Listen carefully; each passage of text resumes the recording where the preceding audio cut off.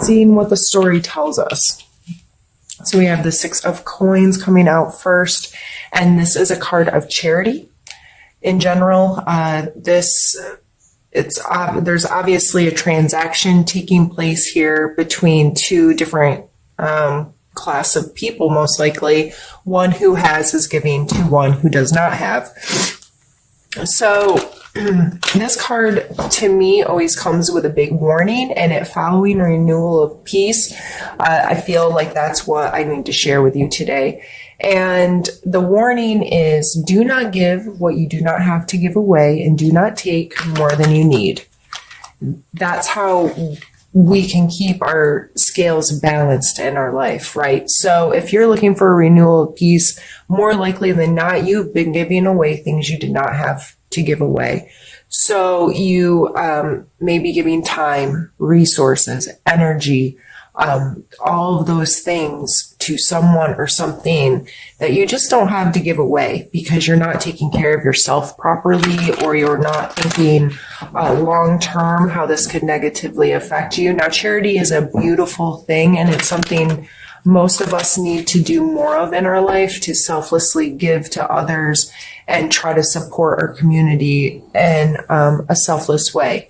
However, a lot of us can't say no to people and end up getting ourselves in situations where we're giving more than we have to give, and it starts to negatively affect us. Whether, like I said, a lot of times it doesn't have to be financial. This card, it's showing a monetary exchange. But in general readings like this, I like to concentrate more on the overall energy. So this may not directly be a financial situation. It may very well be just resources in general, time, energy, focus, thoughts, feelings. What are you giving to people that you just can't anymore? So coming out in the beginning of this reading with renewal of peace, I believe that should be a big focus for you for the month of September, is reevaluating that and coming to a better understanding of what real charity is.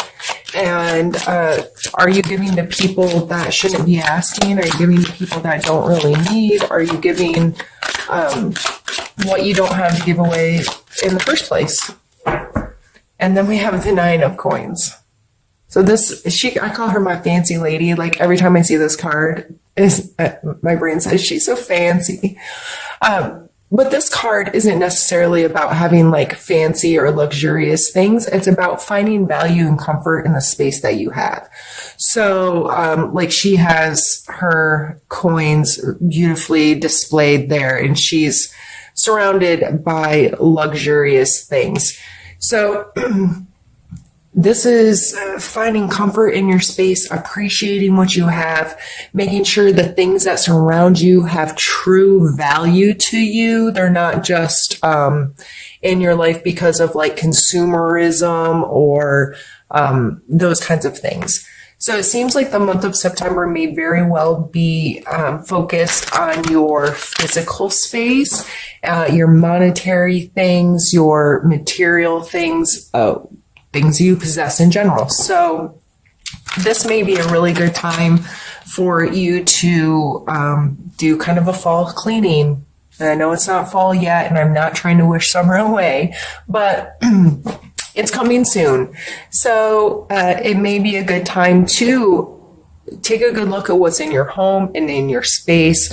Clear out things that don't serve you or don't create value and comfort in your life. That may be a good opportunity for you to give to others. Find a donation place, a church group organization, Salvation Army, something that will make you feel good to give things to, or a specific person. And make sure what you're giving away no longer serves you. Do it in a selfless way, and be mindful of not giving away things that do hold value to you and do provide comfort and do allow you to feel peaceful. So in general, that may be a big focus for the month, and I think that's a beautiful energy to have. A lot of us And just, I'm seeing in general, people, at least in my friend groups and so forth, really making a conscious effort to be more aware of their consumerism, being more aware of how they want their home to feel, what they want the stuff that they spend money on to have, getting much wiser about how they're spending money and how they're taking care of their physical space and what really has value to them. And I think it's cool. I think it's great. And through this, we have the high priestess. But through these behaviors, a lot of times it can bring you to this space. And the high priestess has a really deep inner knowledge. She's very aware of the dualities in her life, her spirit and her body.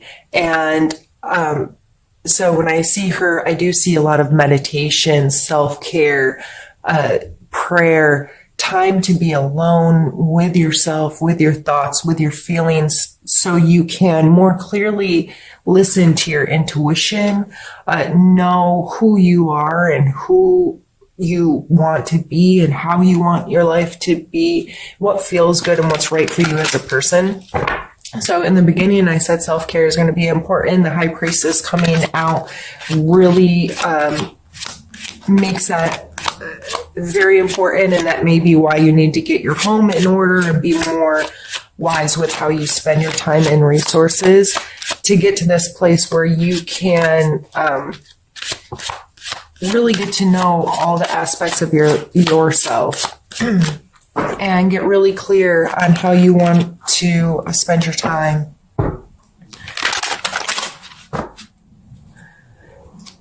Now, if prayer and meditation and those kinds of things aren't your style, sorry, my lighting just changed. I have a light that's on a motion sensor, and to be quite frank, I forget about it until it goes off when I have the camera turned on or something. Sorry. Self-care. That's what I was saying, I believe. If meditation and prayer is not something that you already do, I'm sure you have a way of unplugging. Do you exercise or garden or, whatever that is, that's kind of your thing. And if you don't have a thing like that, that doesn't include being plugged in to TV or the internet or something, I would highly suggest finding a thing and just taking time, even if it's just taking a hot bath for 15 minutes a day without an electronic running. So many of us, music has become so portable and a part of our lives. It's like we carry around the soundtrack with us wherever we go. And I love music, and I believe music is a very healthy, important part of the human experience. However, I think we're in this age where all of us are plugged into something all the time, and we have these outside influences constantly bombarding our brain. And it may be really important for you to find time to unplug and just listen to your own thoughts and feelings for a while, Gemini. And it's amazing how beautiful that energy can be when you really start to allow it to show up more in your life. Our next two cards are the Three of Coins. So we're very coin heavy, again, physical world stuff, and the Six of Swords. So with the Three of Coins, this card to me really brings in a lot of energies of teamwork, compromise, this idea of pulling together of resources. This card the artwork doesn't clearly show it as well as some of the other decks I have, but just to explain it to you, a lot of times it'll be shown with a man who has created a coin, some kind of physical, tangible thing like a product, and he's standing on this bench and he's presenting it in front of other people who seem to be well-dressed and interested in that which he's purchasing. So, what are the energies that go into that?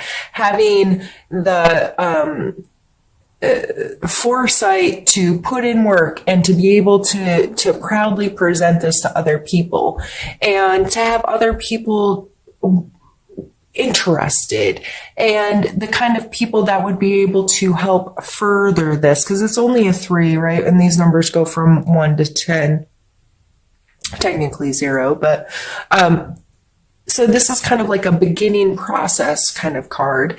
And this is a being willing to put yourself out there in your physical world and communicate with the right kind of people that are going to help progress whatever this is. And so this may be just something in your work life or something in your home life. It may be working on a budget with your spouse or trying to, figure out what the next step is with whatever your career or your hobby or something that you're making and putting into this world. And I also have the 6 of Swords here, and this card really talks about moving away from negative thought patterns or negative treatment behaviors. So whether someone in your life has not been treating you well and you're ready to move away from them, so not physically move. I mean, maybe, but design your life where this person is no longer able to treat you that way. But some of us, it may be how you're treating yourself, and you're being very conscious on what you're saying to yourself. What's the story you tell yourself about yourself? How do you talk to yourself? Are you abusive to yourself? If you heard someone talking to another person the way you talk to yourself, would you think that was abusive behavior? If your answer is even or you have to think about it, then this may be really important for you to pull in that kind of energy of moving away from that and getting much more conscious about it.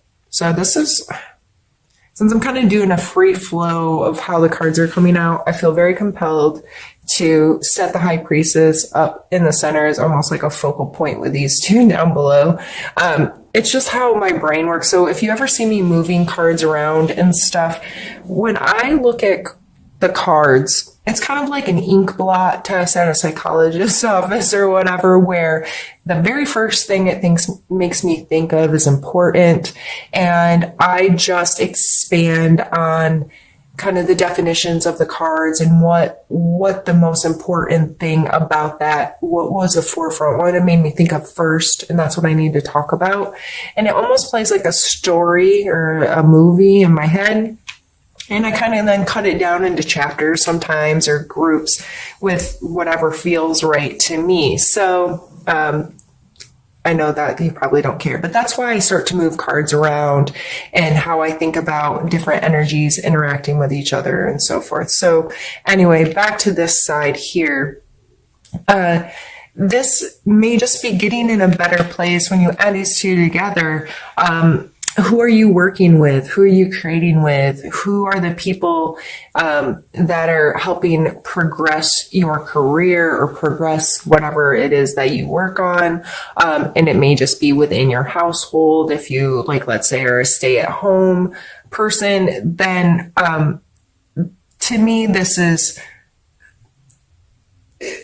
being smarter about who you're working with and negating negative behaviors, whether that's from yourself or someone else, but treating yourself well, having some confidence in yourself, being mindful that you need other people sometimes to progress a situation and make it grow.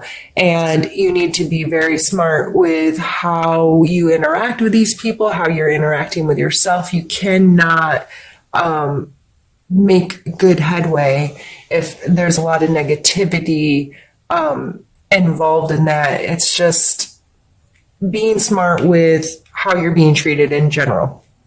Okay. I'm not sure. I may come back to that. I'm not, my brain's not giving me any more words on that situation at the moment. So, 4 of Cups.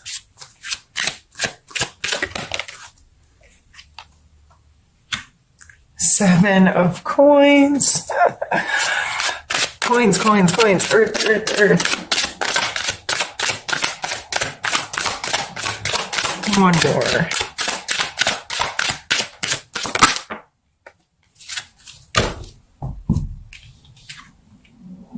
And the Death card. So the Four of Cups here, you may notice he looks a little pouty. And he's alone, sometimes even depicted like on an island in the middle of nowhere, a deserted island or whatever, however you want to think about it. But this other cup's coming in, and it's coming in hot and flashy and with a lot of attention, but he's still like, nah, I'm good. And cups have to do with our emotional space, so this may very well be not willing to take in any new connections and really taking a time to pause, think about what you already have going on, thinking about your emotional attachments to things and how you feel. And this isn't a good place to stay in for a long time because you could miss some really awesome opportunities to connect with people if you're too within yourself. But sometimes we need that.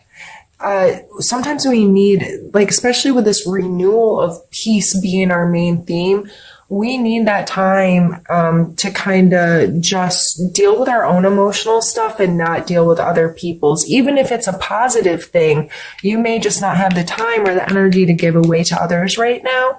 So don't get hard on yourself if you're kind of cutting off, not wanting to meet up with friends or not be socially engaged. Right now, I just feel like you have so much going on in your own home, in your own job, in your wherever all of these earth coin cards are coming out, your tangible space, that you may not have the emotional capacity to deal with others right now. And next is the Seven of Coins. So we have the 6, the 7, well, 3, 6, 7, 9. This is very heavy coin stuff. And the Seven of Coins, a lot of times talks about thinking long term, putting in work, being mindful to keep at stuff. Like the way I see this card is he went and planted all of these coins, and he has been doing the work and waiting for them to grow and whatever, but he might have gotten a little negligent because some of them are looking like they're not perfect anymore. He might have neglected them a little bit. So it's time to like pick them up, wash them off, give away what doesn't suit you anymore, hang up what you have as a real value, and create a space that's comfortable and good and well taken care of, if that makes sense. And the Death card's coming out as our very last card. I'm going to do this card quickly and then stop my camera and maybe come back for an overview because we're getting to about 20 minutes now and my camera's probably going to shut off. The Death card is a completion so we can start something new. The Death card is scary to some people. I love the Death card. I'm a Scorpio, so the Death card makes sense to me. This constant like dying, ending, and creating something new. I feel like I've been a different person in my life countless times. It's like, okay, that person died. Like, I don't even feel like disassociated with that part of my life almost. And I don't say that in a negative way, but it rose an opportunity for me to put all of that down and create what I really, really want. So that's what I see happening here is you working through this stuff to be like, okay, I'm done living like that. I'm done with whatever this was. And I am now going to be able to get to a place where I can create the next part of my life the way I want it to be. And that's where I'm going to pause and I'll be right back. All right, Gemini, I decided to leave the card sit now because I feel like I kind of shortchanged him. This is like creating this new life. After something's come to a completion, that's when something gets the opportunity to start again. There's never really an end, right? It's just a cycle. It's got to come all the way back to that very, very But that's where the beginning is again. So please, Gemini, don't be scared of this. You shouldn't be. You're a Gemini. I think you get this a little bit. Geminis and Scorpios seem to have a mutual understanding about duality and some of these complex emotional things where we have to really get through something and really complete it and start something fresh. So overall, like I said, we had mostly cup cards, a sword card, or not a cup card. Sorry, I was looking at that one. Coin cards, a cup card, and a sword card. So, this is a very tangible world month for you. And, don't beat yourself up too much mentally or emotionally.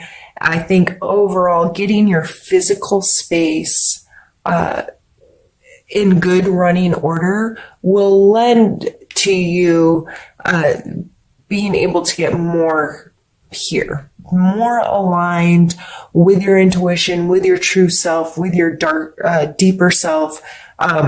Okay, let's start in the physical world. Things I can physically control. I can organize my space. I can take care of my space. And if my emotions and my thought processes aren't there, getting my physical space in check and taken care of and feeling really good is going to help lend itself to me getting to this peace where, okay, that's one less stress I have to deal with. Now I'm going to take some time for my mental health or my emotional health and those kinds of things.